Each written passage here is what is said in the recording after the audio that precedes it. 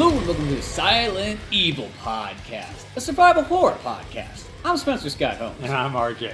And we decided since, there's a ginormous game coming out literally tomorrow as this episode goes up, that we're like, what's a fitting one to go with that will be timed out perfectly, and it might even be 10 years later before it ever becomes relevant again, but I'm like, we should do it. Because I still think of it like a survival horror. I know some people might look at it like more of an action horror, but here's the thing. It's got horror in it, and it's got survival in it, so that's pretty much a survival horror in my opinion. The funny thing is you mentioned that, but when I was playing the game last night, and I was literally thinking, I was like, this isn't really a survival horror, but it's in the same ballpark, maybe out in the parking lot of that ballpark, but it's still horror. It's close. And you're still trying to survive. And I'll even say it's closer than other games in the horror genre. You know what I mean at the end of the day? And both that game we're talking about is Red Dead Redemption, the Undead Nightmare expansion pack.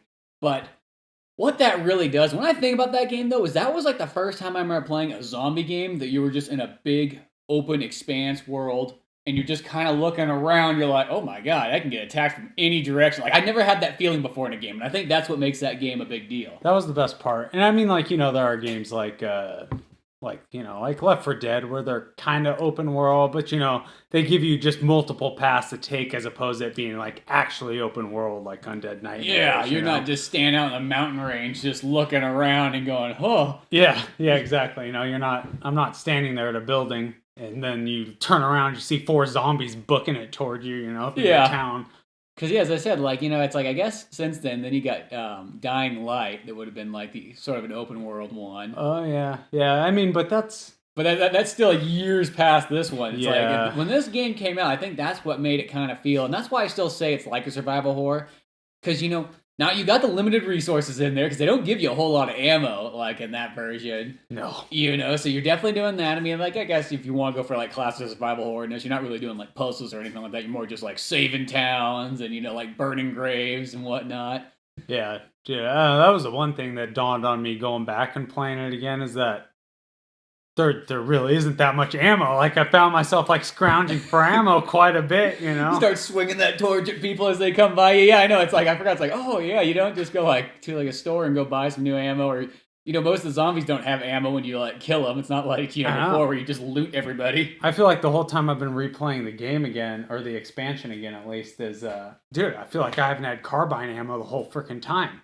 I've had revolver ammo, I find that more than everything else, and then just the double barrel kind of sucks. So, I try to avoid that if possible, just due to the massive reloading, and sometimes you end up with 6 or 7 of them running after you. Well, that's the thing though, is that game, there is a great fear, I think it comes from that game, where it's just all of a sudden it's 6 zombies, you don't think much of it, but if you're not looking around all the time, you're next thing you know, you're overwhelmed. If you look back at a classic Resident Evil or Silent Hill, you get your angles and you kind of know, well, I'm safe in this corner. They're only going to come in from 2 directions. Where in Red Dead, they can come in from any direction. Yeah, that's what I was just about to say. They can take you from any angle, So it's you're attacking one behind you. Next thing you know it, there's one to the left of you, and then there's one coming in on the right. And then you see another one coming in the distance. Yeah. But so there's just so many of those kind of things. And then the other thing I think that's really neat about, too, is then you get all the animals, and they got all those ones. So, I mean, when you see a zombie bear rip you off of your horse for the first time, yeah, because that's weird. You think you're safe on your horse, but you're not unless you're constantly moving fast. I know, dude. I was more trying to save my horse than save myself. I didn't want my horse to get hurt more than anything, so I would try to keep him safe if possible. But dude, the red eyes on the animals are freaky as hell. I know. Dude. I just remember that first time playing the game, before I even knew there was such thing as a zombie bear in the game, and it was up in tall trees. And that place is already eerie enough as is just from the regular Red Dead Redemption, where it pretty much just feels like where we live at right now. That's what I was thinking about. It feels like you're just up in these Sierra Mountains, just hanging out in the trees. And then all of a sudden you're just coming around, okay, there's no zombies here, there's almost no music, it's quiet and everything like that, and then all of a sudden turn your camera around, the bear just knocks you down. It's not even just a regular bear, no, it's a zombie bear coming after you. I think the bears have part of their rib cage exposed and stuff like that, so it's pretty freaking crazy. I don't know, I had my old save file that obviously I did everything in the game in, but I started a new save file. Just that opening video is so fantastic. They just, I don't know, they really really brought in like a new storyline using the same characters and setting really freaking well, you know? And it's just so cool that it's one of those kind of games that you literally could play after playing Red Dead Redemption, but you could also just pop it right in without even knowing anything. And you would still like get an idea of what's going on in the story, and it works that way that it's kind of its own game. That's why I feel like it's an expansion pack, but it's almost like its own standalone game all at the same time too. You know, you wouldn't miss anything if you hadn't played Red Dead. I mean, yeah, you know, don't get me wrong. It makes me love John Marston even more when I popped in Undead Nightmare for the first time because I already knew who John Marston was. But yeah, dude, you would. I mean, considering it's its own standalone story, but. Dude, they just did it so good. They did such a good job, especially with the beginning video of, you know, just making everyone so unaware of what the hell's going on, you know? Exactly. And I mean, I know, you know, they just kind of made them stupid, you know, kind of, you know, and just super oblivious, which I guess isn't that hard, but just like considering most of us did play Red Dead before, we know John Marston is, you know, obviously a badass, you know? So just to see him in like a frame of mind where he's like, what the hell is happening right now, you know? It's just... And then both like, you know, Uncle comes back, they're like, oh, you know, he's not coming back for the night, and then all of a sudden he comes in there and he's a zombie and everything like that, and he like attacks the wife and the kid, and then like John Marston's bright enough just to like tie him up and chuck him in the bedroom and be like, okay, I'm coming back with a cure. Dude, the dude, when he throws him in the room and he's like, okay, Jack, look after your mother now. He looks over, he's like, teach the boy right from wrong. You're just like, oh my god. Dude, I fucking died laughing when I saw that again. It's just so good. And then plus it's got that good like creepiness with darkness and death, but then it'll just have like a little bit of like a comedy edge in there, and it almost like Evil Dead kind of ness to it. Yeah, dude, like like a dark comedy, you know. It's like, especially when like not comedy that pulls you out of it, but just that like dark and creepiness, but still a little bit comedic. Yeah, it's like the beginning video, you know, when his wife first. Dude, I can't even remember her freaking name right now. God, I can't even tell. Even if I was probably playing the game, I played it. Fuck, I played the intro like just a couple nights ago too, and I can't remember her name. Well, I guess it's not really important. But anyways, when she gets bit, and John, like, she's just, dude, like, John comes back after she gets bit, you know, and he takes care of Uncle, and then she's like laying in a pool of her own blood, holding her neck. He's like, "Are you okay? Are you okay?" She's just like, no, I don't think she's all right, dude. Yeah, that's kind of a sure sign of it. You know, if it was Resident Evil, she would be dead. I know, exactly. Because she's wearing a pool of her own blood. I know, God. But no. And then, you know, obviously Jack runs out. Then he gets his ass bit real quick, like. Yeah, I know. And that's it. And then you gotta like last. God, when I went to go play that again too, like I hadn't played Red Dead Redemption in a long time. That like I was just getting used back to those controls again, because you know you played so much Grand Theft Auto 5, so it's probably a little bit more like ingrained. But it's been a while, so I was like, oh, like yeah, when you got a zombie run after you, like, well, which one's the lasso button again? I'll tell you right now, the controls playing them did not agree with me when I replayed that game. You know, when I started a few nights ago, dude, I had a hard freaking time with the controls. It's just they are a little clunky, you know, going back. You know, I feel like.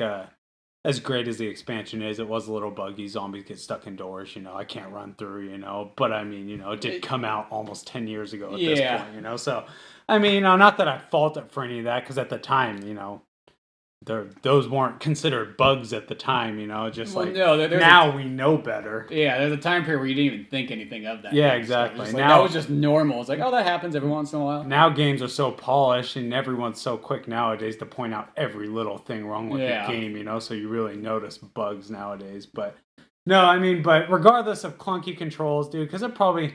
And I'll say this, it only took me like maybe like a half an hour to get kind of back in the groove again. I was just about to say, it probably took me about 20, 30 minutes to actually like get the controls down. That's one reason, like, I jumped into my save file, and then like I was like, oh my god, I'm having a hard time with the controls. So I just started a new game, and just having it like kind of like reiterate the controls to me through the beginning helped out a lot for me.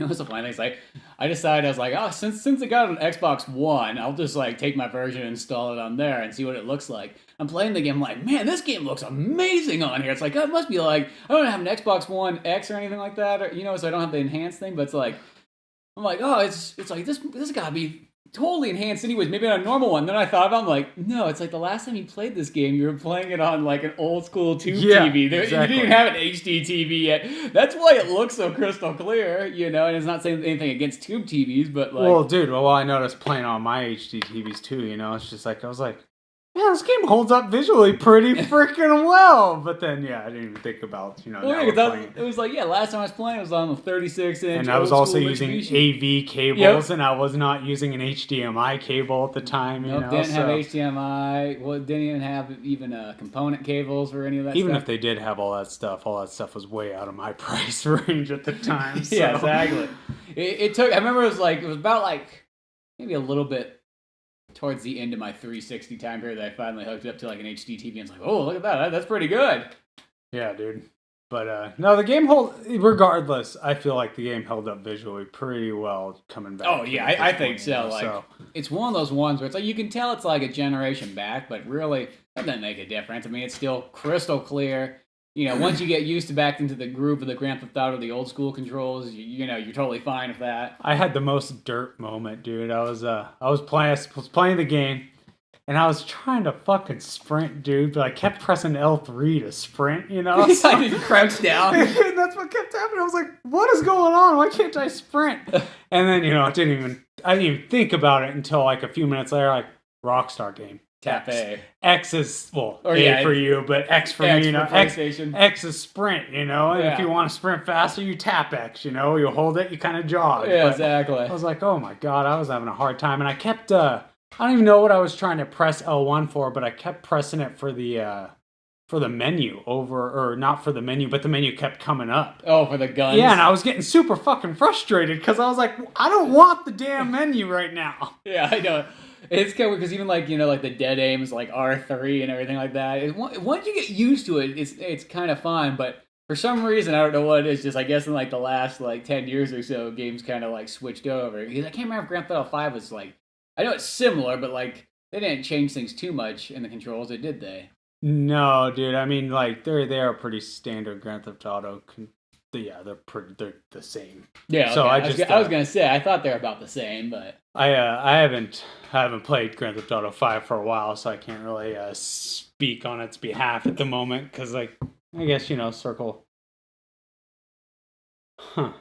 Yeah, no, they're the same. Yeah, now that I think about it, like 95% the same. But yeah, I just kind of the whole Rockstar thing just kind of didn't hit my brain until you know, I had already frustrated myself with trying to work the controls. Plus, none of my PlayStation controllers are working at the moment. Your really. PS3? Yeah, dude. I hate when you go back to something and you're like, I clearly remember these controllers working. Why? What I is have wrong? 3 of them, dude, and I didn't abuse them beyond abuse that I put on my PS4 controllers at this point, or any more than any other controller, you know. So it's like I've took care of them fairly well, always kept them clean and stuff like that. But no, dude, it's like I get to the menu and it's like it's stuck on like up or something, so it just keeps trying to scroll up over, and it's just doing that over and over, and then I can't get it to stop unless I reset the controller, plug it back in, resync it with my PlayStation, and then.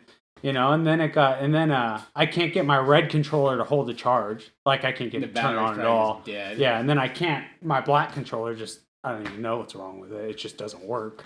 And then I got my pink controller to work, but... Sometimes it's like, I've learned with like some of my GameCube ones, if I took them apart and kind of cleaned them out from the inside and then put them back together, it might small help. stuff like that a lot of times fixes. Because maybe there's just like a connection issue with like my red one, you know, where it's not getting a charge because it's not connecting or something. But yeah. You just never know what might be out of it inside. I almost gave up on trying to play the game again, and just because I couldn't get my controllers to work. It's so terrible, just like when it's like that. I was like, God damn. And it's like I'm so ready, you know, to like start playing, and then I go to start, and I can't get my shit to work, so I couldn't even start playing. No, exactly. It's just one of those ones. One of the cool things about Red Dead Undead Nightmare 2 is the cool is like when you hit a cutscene, those people are still there like after the cutscene, you know, which is like cool on its own, but like. You know, it's like I ran into a cutscene with like people around a barrel, and you know they were gonna kill John, but then John stopped them, blah blah blah. But then a zombie walked up, and they all scattered. And then when the cutscene ended, you could follow each of the individual freaking characters if you wanted to wherever they scattered to. Yeah, you know? exactly. And then the zombie that the person ate ended up coming back as a zombie, and I got to kill them both, which is a cool thing, you know, that you don't really see in like zombie games. You know, a person that dies in a cutscene in a zombie game, you don't necessarily get to kill him, you know. Right that's it, you know. Exactly, like end a cutscene, you know, and that's that. But that's what I kind of like about this. Just small things like that almost each one of your playthroughs can almost be different because of that. Because you just don't know exactly what's gonna kind of happen. And, you know, certain characters just get kind of taken out. Just that's kind of how it is. I mean, sometimes there's mission-based ones where somebody can't die, but beyond that... The only thing I wish I could have done is kill civilians. I wish I could have killed civilians in the freaking game, because there's one lady you run into, she's such a bitch to John, dude, and oh, yeah, I know. Dude, I just want to shoot her. It's like, oh, your husband was cool, your daughter was cool, you don't want to kill. Well, I remember, like, in the first Red Dead Redemption is, like, the way that, like, they kind of portrayed John Marston's character, it wasn't like Grand Theft Auto 3, where, like, he really didn't have a personality, so it could kind of be the any-man kind of guy. And it almost, like, you know, in Grand Theft Auto 3, whatever you did, like, you could be a good guy, and that was fine. You could be a total bad guy, and it felt like it worked for the character. Like, almost like if you're John Marston and you're going around murdering civilians like in Red Dead Redemption, it feels very, very out of character. True. You know what I mean? Because it just does not seem like something he would be doing. And fortunately for the new Red Dead 2, they have a lot more emphasis on picking your own path, choosing if you want to help people or if you want to, you know, be an outlaw or whatever. Yeah, well, because that's the thing is, like, I think in Red Dead Redemption 1, it's like they had that, like, sort of, like, ranking thing that, like, if you did kill enough people, it was sort of like your wanted level, you know, and you could get it a little bit lower and you get, like, to, like, bandit or whatever the heck it was in that first one. I guess in the new one, it'll change, like, the course of your game if you, That's kind of cool. Yeah, because that's one thing. It's kind of like Fable-like, I guess you could call it. You know, could have people start treating you differently, of course. More outlaw-like. Because that's the thing is, you're almost not really necessarily as much of an outlaw. You're more like a good guy who's just on the outer edge of everything. And yeah, like you were an outlaw in Red Dead Redemption, but then you're trying to come back from it, you know? So yeah, and then the second you think everything's good, next thing you know, zombies break out. Yeah, it's not, you know. So it just gets you from there. You finally survive the, you know, the end of Red Dead Redemption to finally get your wife and kid. Next thing you know, Uncle turns into a zombie and now he's eating everybody. Exactly. You're back to that point again. I also like too, like all the cool stuff you can kind of find. Like how they got like the different horses. Like you can get the ones for Horse of Apocalypse. So you get like War, who's like on fire, and then you get Pestilence, and then there's I remember one of the things kind of bummer though was like you couldn't keep all four. You had to like pick one or the other. Yeah. You know, it was like, and that's how I remember. It's like, oh, that's kind of I put all this effort into capturing it. Now I gotta let it go. All their mission reimaginings and character reimaginings were awesome because the cool thing is like they kind of like, even though it was way separate from Red Dead itself, they kind of made it to where like all the characters, it's kind of like, you know, an after, you know, Red Dead. If, like I said, if John survives the end of Red Dead, and, you know, you get to go on. You know, then like he still has like that relationship with Seth and like all the old, you know, characters from the Red salesman Dead, you know? guy. Yeah, and they still like all know each other and stuff like that. What's the guy? He's pretty much the main villain of Red Dead Redemption, Undead Nightmare. The Mexican guy who has like the kind of cartel leading. Because he's not part of the government. He's like the revolutionary guy who. God, what the heck was his name? Just, you know, it's funny you can play a game and then you just totally space it. Reyes, that was what it was. Oh, okay, yeah. You know, because I remember, like at the end of that one, you know, he's the one's like who caused it all because he took that mask or whatever, and he's like, oh, you know, he took that Aztec mask, and then you got to go and return it back there, and you go in that like temple and everything like that, and have to kill them all the way, all those zombies and so on. And there's that lady, that's what I always think about. There's that lady, she's like, yeah, you put the mask there. He's like, well, how do you know this is what it is? She's like, and then she says her name, and it's just like some Aztec name. It's like, what does that mean? And then all of a sudden, I remember she's like, yeah, it's going to work. He's like, you sure it's going to work? It's going to work. And I remember it's like, there's a cutscenes going, you're putting the mask, and she's like, booking it. It's like, what do you mean it's going to work? It's like, where are you going? But, I don't know, dude. It's just all like, because I ran into Seth again when I restarted the game, you know, he's obviously still crazy as ever. They just held all the characters' personalities really well, even though, you know, it's just an expansion, you know. You could tell they, like, worked hard to change it and separate it from Red Dead, which is nice. You know, it's nice to have a game company want to work on an expansion that much, you know. Well, plus this is just one of those ones, too, where, I don't know, it's just like, having that Wild West theme with zombies, I can't even think of any game prior to this that. The only one I think is close. It's not close by like a whole lot, but it's in like I guess like a similar category. Like if you had to put things together, this is the only thing that'd go with it. Is remember that Dark Watch game for Xbox Original? Oh yeah, and the PS2? one I had that demo Yeah, of. yeah, that's what I was thinking. It's more like a vampire first-person shooter in the West with That game was monsters and freaking demons. cool though. And that's one of those ones I always think with that game. Like, man, we should buy that game and play it again because it's been like such a long time. I don't know, dude. But yeah, no, dude, the whole Western thing. I guess Rockstar wanted to do have always wanted to do like a zombie, Yeah, expansion to Grand Theft Auto, but they just didn't feel like, they just felt like once Red Dead Redemption came out, I guess that the world would work just so much better. It's just more open, yeah. Kind of surprised they never did a Grand Theft Auto though, because you could see where that would be that'd probably be a lot more like maybe it's a little bit more taxing on like how to develop it. Yeah, I think I read in an interview that someone said that they just felt like the Grand Theft Auto characters wouldn't have worked as well once they really got the idea in their head to do it. They didn't feel like the Grand Theft Auto characters would work as well as like John Marston would have in the West, Well, once again, I think that comes back to you think of like Grand Theft Auto 3 or even like Tommy Vercetti and Vice City and so on, is that those kind of characters can kind of almost go back and forth depending on whatever the player decides. But like John Marston, he's just a good guy at heart, no matter what. He's maybe not done all the best things, but at the end of the day, he tries to do it right, especially now. So it always feels like when you do bad things in like Red Dead Redemption, it just does not feel right. Yeah, no, it definitely. I definitely did not do that many outlawish things in Red Dead Redemption. Every once in a while, you gotta do those dastardly things like, tie a woman up and throw her on the train tracks just to see what happens. Dude, I mean...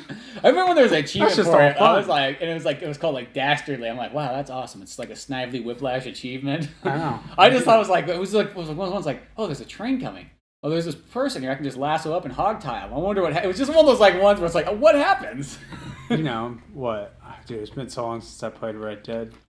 You could lasso him up and drag him by the horse. Yeah, you could do that too. That was because that was awesome. Always the big thing too between like I remember Gun and going into like Red Dead Redemption, and that's the thing I always feel is like there's a lot of people that like if they never played Gun, sometimes like they were so blown away by Red Dead Redemption, but it's like if you played Gun, it's like that game almost like I know it's a different company and everything like that, but that set like the groundwork I feel for having a Western game and sort of an open world environment. It did. But I also feel like Gun was partially influenced by Red Dead Revolver as well. Well, yeah, there's and that one's almost more done like level based, like I guess Devil May Cry or something. Yeah, no, I mean it's definitely not the same story. Red Dead game, but just not the same story. It was more Rockstar's original experiment with doing. Well, and originally Red Dead Revolver is technically a Capcom game that Capcom decided not to release, and then Rockstar bought it and used it for their own purposes. Yeah. No, so that's why it has because when you go back and play Red Dead Revolver, it's like very Japanese feeling. But yeah, no, Gun was good though. Your Gun's amazing. I always tell people if they never played that once, like Gun was really good.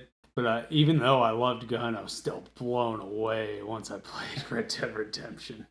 But that's almost like going back to those physics. Is like I remember like in Gun they wanted to do like a lassoing thing, but they just couldn't do it like in the GameCube, PS2, Xbox era.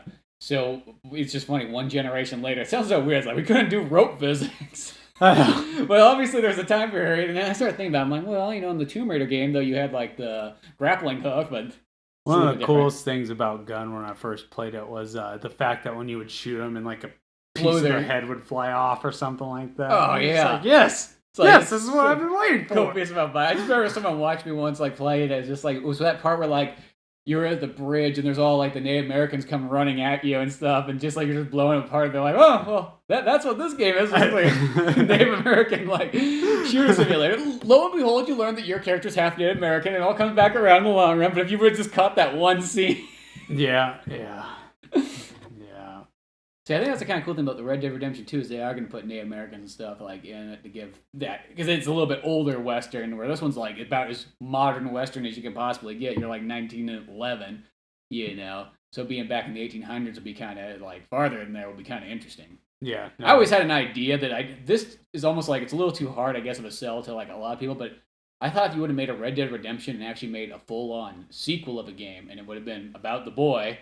But now he's older, and then have it be like in the maybe even like, I was thinking either the 1920s, but you could almost do it during World War I time period, and have the mixture of like almost like if you had the map, like the left side was pretty much all straight up Wild West stuff. But if you progress farther right, you got more into the city, and then it became almost like 1920s gangster like. Yeah. So it had this mixture of like you could be on a horse, you could have a 6-shooter, you could also be, taking an old type car and, having a Tommy gun and everything like that. The one cool thing, well, I thought it was kind of cool that they did let you continue on as Jack once Red Dead Redemption did end, I thought that was kind of neat too. But even though I will say those kind of endings like in video games that sometimes like movie wise I get that ending because it's going for the Butch Cassidy and the Sundance Kid one. I know it's not Undead Nightmare, but whatever.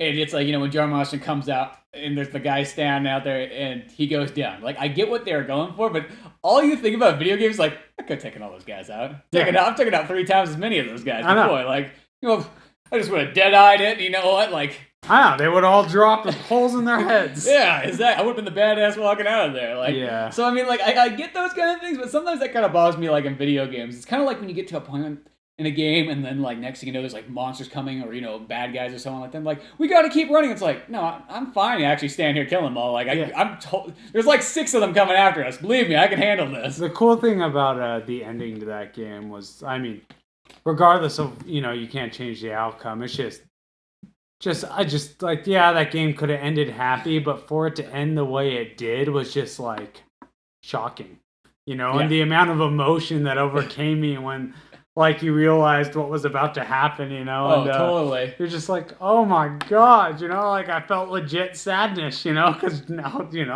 after it you happens, go through all this just for that to happen. Yeah. But it almost makes for like it's such things. I still get the ending still totally works. Yeah. But there's just that thing when you're playing a video game in your mind, you're like, I could have handled that one. Yeah, no doubt. I mean, don't get me wrong, I would have loved to see it end happy and have it be a happy ending for John Marston. Mm-hmm. But the ending that they did have, it's better than a happy ending. Yeah. It's just like for like a game like that, it just matches the epicness of the rest of the game. Oh, totally. So.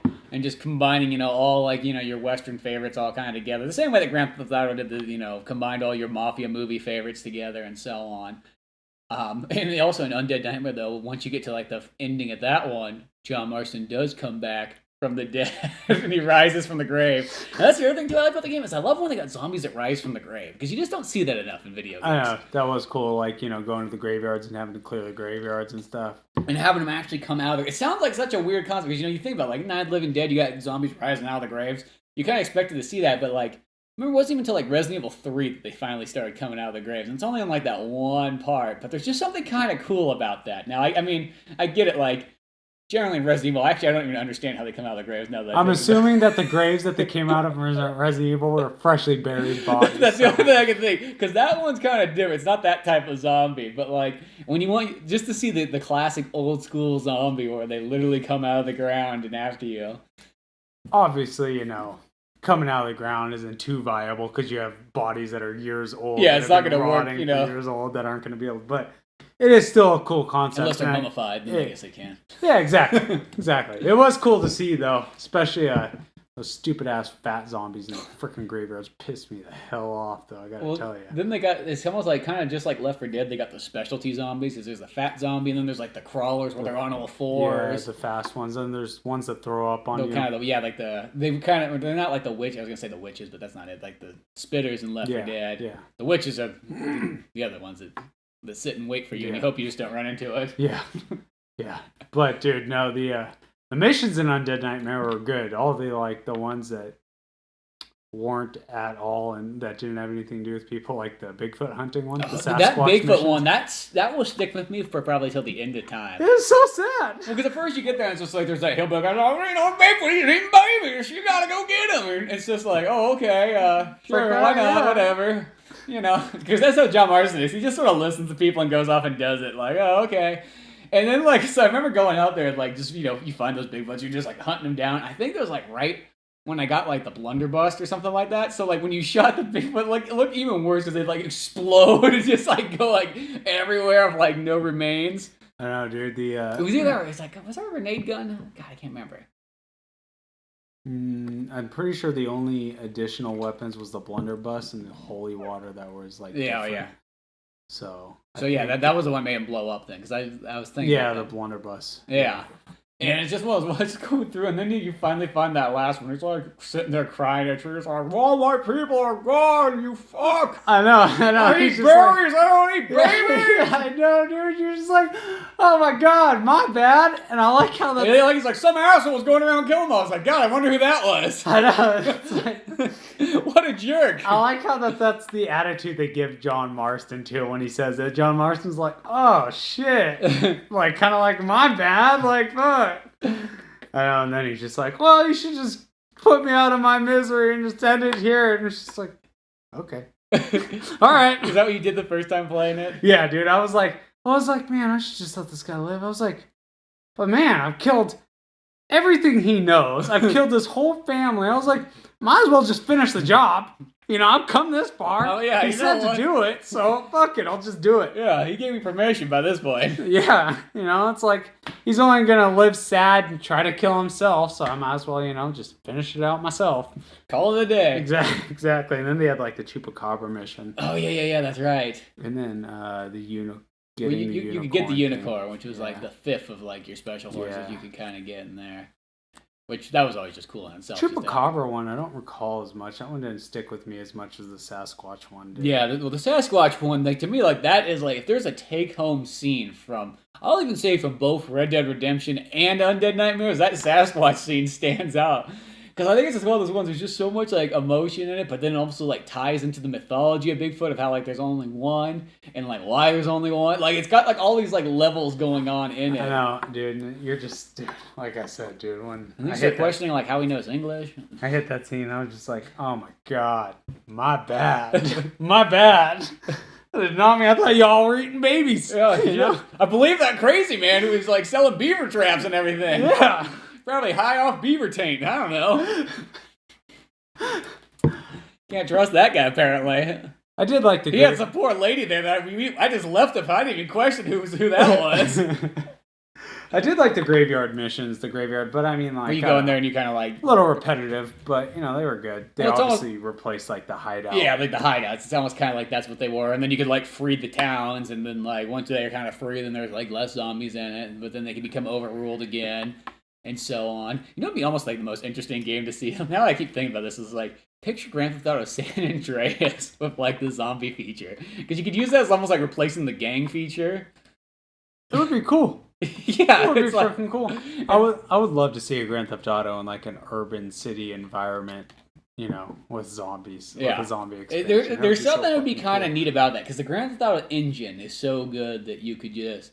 I feel toss that stuff in there. Just like how Undead Nightmare is. Undead Nightmare proves that, like, you know, that engine could always be used for so many other things. And that's always why, at the end of the day, Rockstar mostly, when it comes down to open world, they have always done it right. Yeah, you know, exactly. Where other games, I've gotten kind of burnt out on other games over time, but at the end of the day, you know, that's why I like Red Dead Redemption 2. You know that it's just going to be good, just right out of the park. Because... Yeah, the best thing about Rockstar's open worlds, too, is like you said before, it's the little things that they put in. Like, when I'm wandering around on Grand Theft Auto on the streets, and just the random shit people say to you if you bump into them and crap like that, you know? Or just the random deaths you'll see just because of, like, how things go, like, whether cars come flying in. Exactly. And, you know, and you know, it's the same thing in, like, Red Dead Redemption, too. You just, weird shit just kind of always happens as you're walking along and so on. And just, you know, just watching people getting taken out by, like, zombies and, you know, trying to help. And then sometimes your help doesn't even work out in the long run. I know. I guess you could call their open worlds dynamic, I guess, would be a good word for it. But yeah, they're super, you know, just shit going on all the time, you know. Well, I also like when you get like the water from the salesman guy or whatever, like his elixir thing, and you can like toss that at people and then the zombies go after. Yeah. Just like totally bait them into it. Oh yeah, zombie bait was a new thing in Undead Nightmare too, that's right. That was the other thing I was trying to remember. Zombie bait, the holy water, and then the blunderbuss are the three new items. Yeah, exactly. And then you get a couple other like costumes and so on. Just small stuff, nothing like too exciting. But doing like the saving the towns thing was cool. I just wish that they gave you a different way to save as opposed to, you know, having to like actually clear the town to get your bed. You always got to clear the town, and of course there's always other people there that aren't doing like any work at all. It's like that classic video game thing that like if I wasn't here, nothing would get taken care of. Yeah, it's like y'all would die. Yeah, exactly. I gotta do all the heavy lifting. I know, dude. I found myself multiple times playing Undead Nightmare in the last few days that dude, I found myself like just being ran after by like 6 or 7 zombies and like, you know, I'm almost dead, you know, so at this point I'm just running. Yeah. And I'm just trying to turn around and dead-eye him as I could, but it definitely gave me, I don't know if that was partially the controls, you know, fucking with me too still, but, and just like the game, just like not being used to it, but dude, I found myself in panic a few times playing it. Well, that's what I mean. It's like just even going back to it, like I feel that panic right away from like when I first played the game to like playing it now. And that's why I always still feel like it still is like a survival horror. Now, like, you don't go into it and you expect to get, you know, your puzzles and you just get, like, you know, your keys and all that kind of stuff. But I think for just a horror game and that fear and that survival and just getting kind of different elements that you wouldn't expect, like, once again, battling all the animals, too, like, just that in itself. Like, when a mountain lion jumps on you, it's not just a mountain lion. Now it's a zombie mountain lion, or, like, the coyotes and the wolves and everything like that. I do feel like the graveyard missions are a little too easy. I wish they would have made them a little more difficult just because, like, essentially I would get there and I would just go around lighting the coffins, and that was that. Yeah, just do. Yeah, I didn't even have to, like, work to get to the coffins, you know. I just ran around, lit them up real quick, cleared out the graveyard, and it was, you know, yeah, easy. you're set to go and everything like that. I think it's always like, it's almost like the only time it gets kind of tough is when you get like just really overwhelmed. And I think that's kind of almost like the thing of it. It's like which happened a lot. You feel fine, and then all of a sudden you're super overwhelmed, and it's like, oh god, now there's zombies chasing after me in every direction. Now I got to keep going and keep running and everything like that. Which the good part is like, the cool thing is that is the scary part about zombies, is how quickly they can overwhelm you, you know. Oh yeah. Run after you, they don't get tired, you do. And they can rip you off the horse and everything too. Yeah, Sometimes exactly. you're like, you almost can't really take a break in that game, and that's what I feel like gives that game that constant like little bit of tension. You just never really know, you know. That, and then, you know, just other cool little missions too. Like I was thinking, like there's that filmmaker one too. Like I think it's like one of the side mission ones. Oh, it's like, yeah. Oh, give me some people to make a zombie movie out of it and everything. They got live actors, you know, and people just trying to like make the best out of a bad situation. That there were a lot of like really cool missions. I guess they weren't main missions, but you could call them like, you know, side missions and shit like that, you know. But I don't know. I feel like they did make some of the people in the town a little too overly stupid at times. But I mean, I guess, you know, in a world where there were no zombie movies before there wasn't a lot of there was no George Romero, you know, there was no imagining of like a mummy or anything, you know, like that coming to life, you know, that I guess in that case it would it makes sense that people would be super oblivious to what was happening on around. When you think about it, like that, those are like the time periods where like the horror is probably from animals, and then picturing animals being bigger and badder than they really are. You know what I mean? Like making an animal more into a monster. Which that game definitely delivered. Yep, and that game delivered. Even in the original Red Dead Redemption, like just battling bears and everything like that. The landscape of Red Dead Redemption 2 just works so good for a zombie game, you know, just having it like the Great Plains, you know, and stuff like that. Just and going down to Mexico. And I don't know, you can like see hella far, you know, just trees and open fields, you know, but not much cover, you know, and towns are sometimes far and few in between. Yep. So you don't get cover for a little while. Yeah, so it's just this big world and just this like danger coming in. But and if you're out of ammo, you might be fucked. Yeah, exactly. But just to top it off, I think it's just one of those ones like, it's beyond just like an expansion pack or a DLC. It's like, to me, I almost look at that game as like, that's how you sort of do it right. I mean, it's almost, compared to Red Dead, it's a small game, but if you compare it just to like a lot of other games, it's a normal length game. I'm pretty sure even today, at the time, it was considered one of the greatest like expansions ever made. Yeah. Considering how much content came with it, you know, for it being an expansion. Yeah. And I think even nowadays it would still hold true to that. Well, plus, I just remember, too, is like the other cool thing is like you could literally, when it came out, you could get it like on a disc, because, you know, back in the day before, like people really had internet easily accessed. You know, remember those old days where you had to like literally take your Xbox to somebody's house, or some like you would take like a monitor to like down to like a coffee shop and you go through your updates. And so it's so nice to be able to have that disc. You just be like, go in the store, paid like, it was probably only like $20, you know, and you got Undead Nightmare, got the disc booklet, you know, the map and everything in there, the full tilt package. Like, you didn't get deals like that this day and age. I know, dude. They don't make games of that high caliber anymore, of that quality. Yeah, and not only that, discs are starting to be a thing of the past at this point. You know, starting to be at least. I know, it's just it's so tough anymore. It's like they just want you to. They don't give you enough memory, but they want you to not get discs. For me, the best thing about digital is that you don't have to worry about your disc tray wearing out, or you're like, whatever disc pulling mechanism is in your console, then you don't have to worry about the gears wearing out.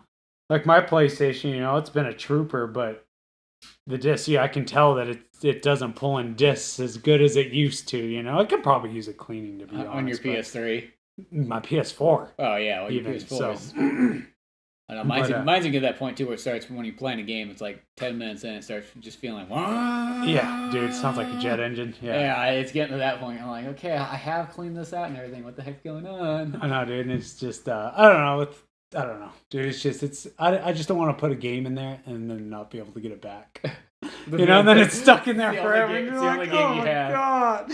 Well, the weird thing too is it's like I've never taken apart a PS4 yet, but it's like it doesn't have that feeling like, if you take apart a PS1, you're like, well, I know what it's going to look like when I take that lid off, and I'll pull my disc right out, it'll be no problem, But a PS4 is like, oh, what else do I have to take apart when I go inside there? Yeah, dude. It's kind of like, remember in the old days when you had to take out a VHS, like when I got stuck in there, and you'd pull it out, and then you'd have to be like wrapped around like every wheel and mechanism you want to make sure not to rip it at all. Dude, I know. And then sometimes there was no saving it. Sometimes you put some tape on it, and then there'll be that spot where you'll be playing, and be like. But dude, I don't know, dude. I did buy Red Dead Redemption 2 digitally. Oh, did you really? Yeah. Look at you. Dude, I've been buying most of my games digitally just because I don't want them to get stuck, or I don't want to buy a game physically, and the next thing you know, my PS4 won't take it. Yeah. And then I can't play it at all. Yeah. And then I gotta buy it digitally anyways. Of course, I bought Resident Evil 2 physical. Well, I need a physical copy. You need it for the collection, But I'm also planning on buying it digitally, and I'm not planning on opening my physical copy. So there's that. But it's a long-term investment. Yeah, exactly. But dude, I'm super stoked for Red Dead 2. Yeah, I know. It's one of those ones where I just know it's going to be magical and amazing. You know what I mean? Like, what is there not? Because really, at the end of the day, has Rockstar ever made like out of their main series games? Have they ever made one that was just really not good? No. I look at like the weakest one of them all is like Grand Theft Auto 4, and I just feel like I only look at it weaker just because when you compare it to Vice City and San Andreas, it felt like 2 steps backwards. Yeah. But it's not a bad game though. It looks good, and it was a fun game. It just wasn't nearly as exciting. I think because Vice City and San Andreas kept raising the bar, and then Grand Theft Auto 4, it's like it raised the bar on like other stuff that you didn't think as much about, like almost like cosmetic things and small things, game physics, controls, things like that. But then like content-wise, of like all the extra stuff went down. You're like, well, what the heck? For GTA 4, the story just didn't do it for me. I mean, I did like Nico. It was okay. It was all the other characters I didn't like very much. That's how I felt too. It's not. I don't think it's a bad game. But I just consider it kind of the weakest one. I think it's weaker than Grand Theft Auto London. Even like the main villain or whatever in Grand Theft Auto 4, I can't remember his freaking name now, but it's been a long time since I played that one. What's his name? But anyways, dude, even the villain, I just didn't feel it with him. The only character that I thought was good was Nico. Yeah. The character you play as, but everyone else just kind of fell flat around him. But I know that with Red Dead 2, dude, just reading the stats on Red Dead 2 and how much work they've put in is just insanity. And I kind of hope that it has all those kind of bells and whistles. Because even with Red Dead Redemption, I almost wished for a little bit more bells and whistles. Once again, San Andreas raised that bar so high that like you kind of like expected, nothing but even higher past that point.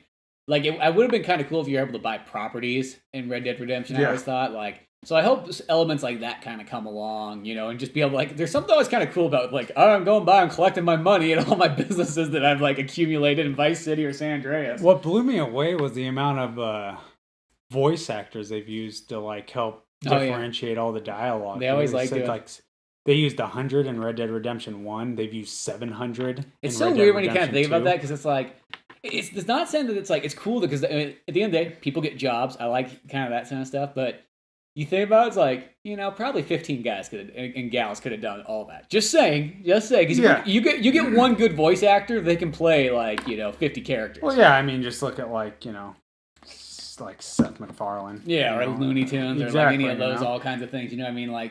Trey Parker, Matt Stone. There's just so many voices that one person can do. Yeah, dude, that stat sheet right here, actually, dude. The number of weapons, 50 plus, and there were only 30 in Red Dead Redemption 1. They have it kind of blows you away when you think about even in Red Dead Redemption, because it's in a Western, how many weapons is that? Like, you got revolvers, rifles, shotguns. That's why I'm kind of taking this. I think it's 50 plus, give or take, is what I'm calling it. You know, yeah, there's going to be like, how many like multiple revolvers can you have that?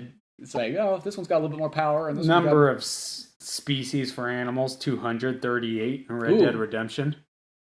How do you have 38 in that first game? 38 in the first game. Oh, 38. Okay. Yeah. 200 and then one coming out. Oh, that's amazing. I thought you said there's 238 in the first. I'm like, there is not 200. Obviously, I doubt there's 200 species you can actually interact with. Like, I'm sure they're counting fish. Yeah. And just stuff like that you're probably going to have barely interaction with. You but could, still, it's just cool that even, like you said before, the little things, you know, the things that, you know, even though you're not dealing with them, they still put in the effort in it. Well, because that's always the cool thing about, you know, for Red Dead Redemption is then you just get like almost more than, you get your story of a game, but then you get all those like other elements, you know. I mean, it's classic Grand Theft Auto. It's like, I remember, you know, playing 3 for the first time, you're always just so blown away about how much like extra stuff you can do. It's like, you know, you could be distracted for 2 weeks with everything that's not even the story. You know, just all like the mini games and something like that, like, you know, doing the taxi cab drives and everything.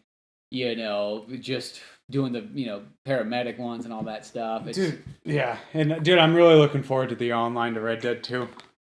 I know, I've never really played any. I played, like, a little bit of online for Red Dead Redemption. I tried it, like, for, like, one day, and I was like, it was one of those ones I was like, huh, this looks chaotic. Oh, okay, that's kind of cool. I think I played it a little bit, but, I mean, it wasn't anything that held my attention. But it looks like this one, they're going for more for the, you know, Grand Theft Auto online like gameplay where it's, you know, actual open world, you know, and all that good stuff. And it's just, it's going to be, dude, we got to play online. You got to come over and we got to play online sometime. It sounds interesting for this one. Because as I said, it felt like, you know, in Red Dead Redemption, it just felt like chaos, where like you're just in there and people are just running around shooting each other left and right, and it's like no rhyme or reason to what's going on. Grand Theft Auto Online was fantastic. Like, you know, just the amount of content and stuff. Like, yeah, you know, there was a big grind ratio, you know, but dude, just like the amount of content that they constantly update it with and added to it for free and stuff. And the fact that they're going to do that with like Red Dead Redemption 2 and they're going to add heists. Like, I imagine, like, train heist, you know. So, I mean, dude, how cool is it going to be to, like, rob a fucking train and then, you know, after you've successfully completed your mission, you and 3 other friends just ride off into the freaking sunset up over the hill, you know, and shit like that. Exactly. But and they also say there's supposed to be some Undead Nightmare 2 to it. I was just about to say that we better freaking get an Undead Nightmare 2. I keep seeing that. I mean, you can't make... It's one of those ones, like, I don't see...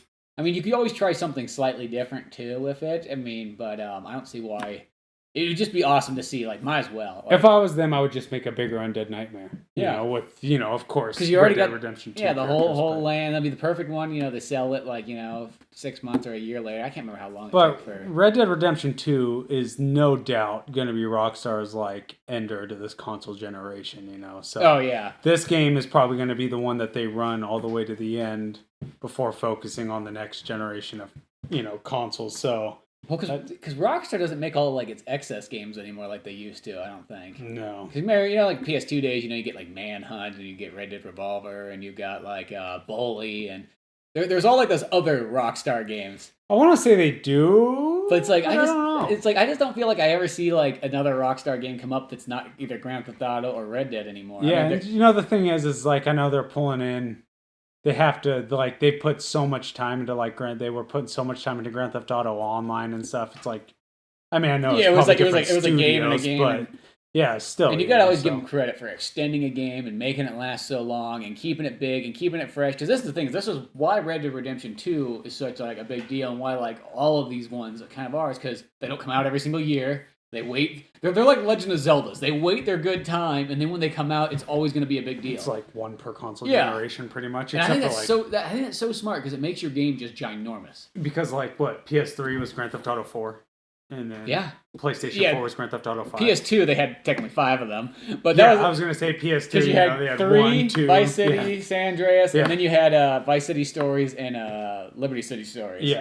Yeah. So there's a lot there, but 1 and 2 on PlayStation, so there was and then London on that one. But yeah, now you know it's just in this day and age with how they can do so much more. You know, with like the technology and stuff. You know, they're just putting so much focus into it. You know, they don't Assassin's Creed it where like they're just every single year they just pounding out a couple games a year. And it's just like these games would stand out so much more if you backed off just a little bit. Apparently, and like you said before, this goes back to how good Rockstar is at creating their open worlds. Apparently, they've been working on this game for like 7 to 8 years or something. It's been in development. It's been 5 years since number 5 came out, Grand Theft Auto, or 6 years even? Maybe yeah, right now? 2013. 2013, I think, so 5. So yeah, they've probably been working on it before that game. They probably started development, obviously, once Undead Nightmare released, Yeah, because it probably always is. It's like in the back, it's like your back burner project, you know? Yeah, they put Grand Theft Auto 5 at the forefront because that was going to be their next big seller, but, they were still kind of like putting the pieces together for Red Dead Redemption. They released Grand Theft Auto 5 3 years later after starting development. Now they're 5 years into like hardcore development, Well, because, for 3 years you're tossing around ideas, you know what I mean? And so exactly. it's building up and building up, so it's going to be so cool. And dude, it is, dude. And the Undead Nightmare 2, hopefully just take your time. That's all I got to say to him. Just take your time. Yeah. And just, make it as good as possible, please. Yeah, because for the love of God. And if it's like the first one, because I feel like Undead Nightmare to me has always been one of the coolest zombies experiences in a game I can think of. Like, I would even put it in my top 10 favorite zombie experiences in a game because of the way it makes it just that open, being out there, being in the woods, and just not really knowing when something's going to come running out and pulling you off your horse. Like, I'm pretty sure that's so cool in itself. I'm pretty sure it's going to be a given, but the things that I would like to see improved are, even though there's a lot now, I would like to see them improve the online, obviously, for Undead Nightmare, the second one, obviously. I'd like to see more on-screen zombies. I'd really like to feel the fear of a horde, especially if I get to go online with my friends and play in like an open world. Well, yeah, you definitely I'd like to feel it. Yeah, exactly. Because I don't know how many like maxes on this game, but it feels like probably like 25, and which is a lot, dude. Still. Again, it was enough to make me feel panicked. Yeah, you're still overwhelmed by that point. But yeah, there is something kind of cool. It's like when you play like Dead Rising 4 or like even like I think 3 and stuff, because they always kind of up the numbers in each one. And there's just, I remember in 4 though, there was just a point where it's just like, you're outside and it's just massive amount of just zombies everywhere. And I guess that game's kind of in the sort of open world. You're open world, but you're kind of locked in still. You're not like, you don't have that big of an environment like you do in Undead Nightmare. I was going to say like Dead Rising, but it's just like, and I get it, with like, the console, the power between the consoles, maybe they just didn't feel like it would be achievable with, like you said, the big open world, to get that many, but I mean, I'm sure they're going to if they can, Oh, yeah. So, and obviously, give us some more, more missions than the last one. A little bit more to do would be cool. Yeah, even though, as I said, like the first time I remember playing through this game, like if you go into Undead Nightmare and like you never played it before, like I want to say I put like at least 10 hours or so. Oh yeah, dude. Yeah, at least. Doing the missions, doing the side missions, trying to find all those horses. I'd say I probably put like 8 to 10 hours. Yeah, so it's like, to me, it's like that's a full length game right there. I mean, you think of like probably Red Dead Redemption was 25, 30 hours or so, give or take. So it's like about 1/3 the length, but that's still like, most games out there you get are all of 8 to 12 hours long, Yeah, that's what I was kind of thinking about. I know, they're boasting, I'm assuming it's if you just follow mission to mission to mission, but they're boasting 60 hours worth of mission. Well, they always say that they always like, I feel like a lot of games are like, yeah, it's 60 hours long, and then I go to play and it's like, well, I'm done in like 30 hours, so where the heck is 60 hours at? Yeah, I don't know, dude. Like, I always wonder, like, where they make like, where do you get those numbers from? Because how do you, like, judge? Unless a game's, like, level-based, how do you judge how long a game experience really is? They probably have, like, an average per mission, depending on the mission, they probably take an average of their testers or whatever. Yeah, like, whatever they got going. But no, dude, it's just, I don't know.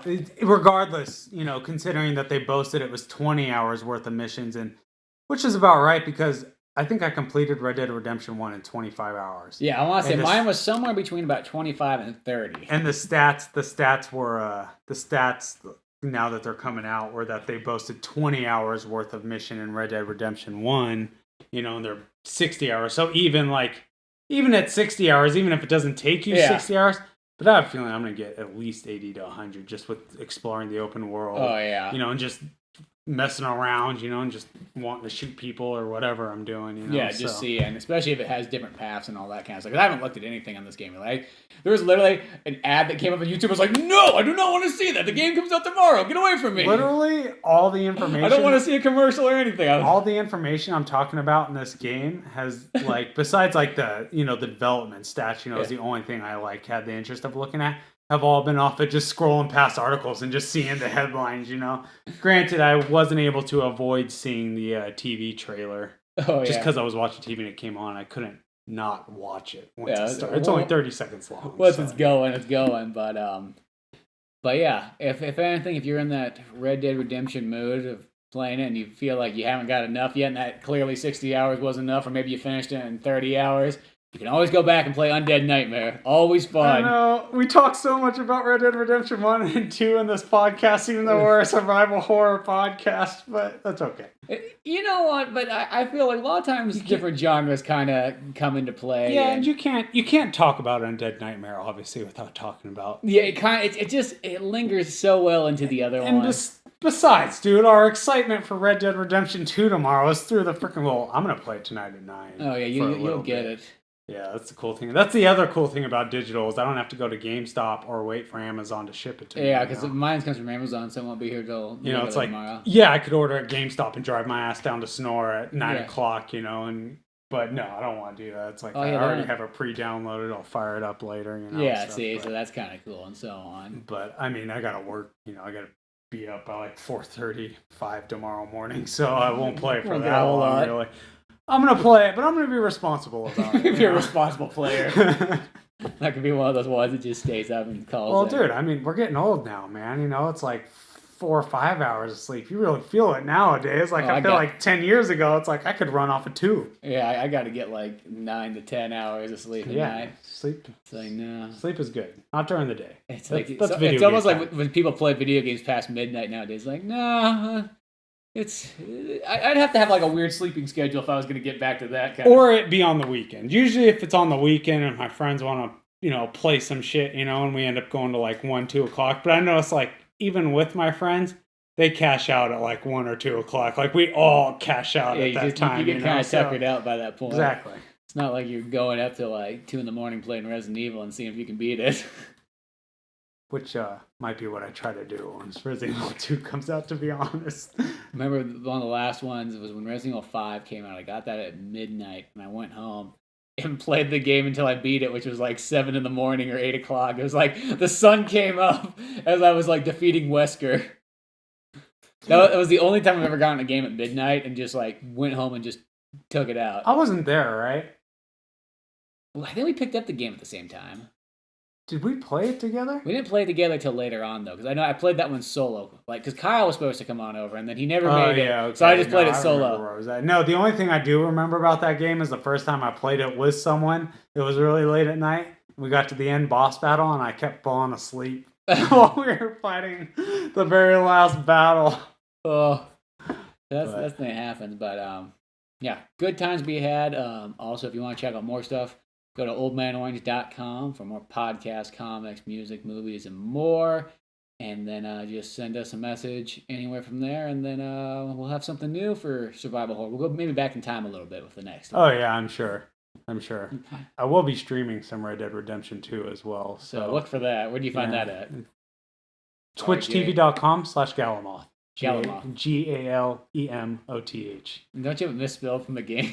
I have it misspelled from the game because someone had it when I first originally tried to use the handle, Yeah. However long ago I started using Galamoth, so I figured E was the next logical choice in the alphabet, unless I wanted to spell it Gal-moth. Yeah. But I didn't want people to think I was retarded. But now everyone just calls me Galemoth. It's just like, no. Not Galemoth. Yeah. Shit, dude. I have friends out there with. They call me Game Elf. Like, fuck you guys, man. Game Elf. But yeah, good times. Yeah. Good times. But Red Dead 2 will be cool. Yeah, exactly. Well, till next time, I'm Spencer Scott Holmes. And I'm RJ. We'll see you some other time.